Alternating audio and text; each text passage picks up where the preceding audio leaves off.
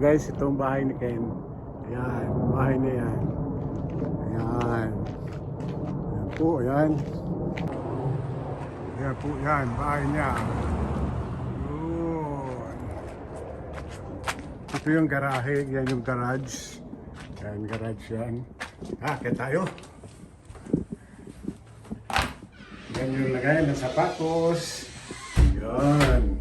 Ito, exhaust yan ng pampainit kasi sobrang lamig talaga dito. Yan, ang bahay niya may mga ganyan-ganyan. Ito papuntang garahe. Sarado. Whoop! Yan, yan yung garage niya. Yan. Yan, garage. Alright. Ito yung paakyat. Paakyat sa taas. Yan, tour natin kayo. Tingnan natin kung anong meron dito. Whoop. Ito ay bodega. Yan. Ito po ang kusina ng bahay ni Ken. Ayan. Yan. Yan ang basurahan. Right? Ito yung fridge. Na sobrang laki. Ayan. Yan. Ito yung oven. Yung high-pitch na kalan. Yan ang magulong kusina niya. Yan po si Mikos-Mikos. Yan, yun ang may-ari ng bahay. At ito naman CR. Yan, magandang CR. Tawag na dito kalahating CR. Kasi walang paliguan. Ito naman, bodega. Stockroom niya. Yan. Tapos punta tayo sa sala. Ito yung dining. Yan, magulong dining. Pagka mga lalaki talagang nakatira, ewan. Yan yung sala. Malinis nung dumating ka pa. Ay, ganon. Malinis. Yan yung malaking TV niya. Yan. Naglinis ako ba? Yan yung guys, may butas ulit. Exhaust yan ng mainit na hangin. Ang painit. Ayan, akit tayo sa taas. Taas ulit.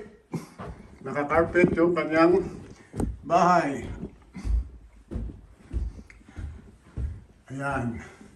Nagre-reklamo. Malinis daw to nung wala ako.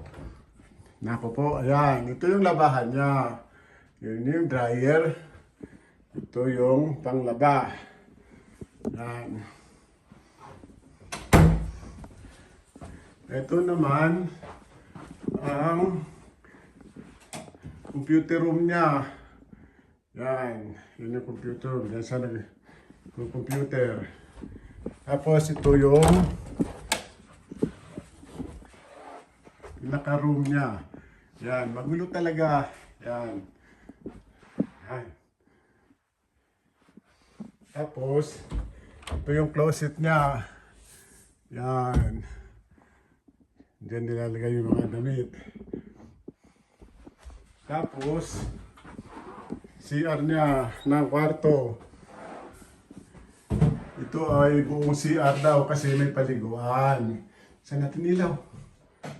Yan. Ganda. Yan yung CR niya. Yan. Malinis. Hey. Balik tayo dun.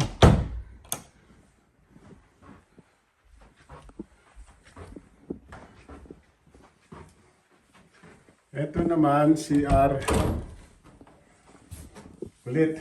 Yan CR, no? Magtatlong CR na to. Yan.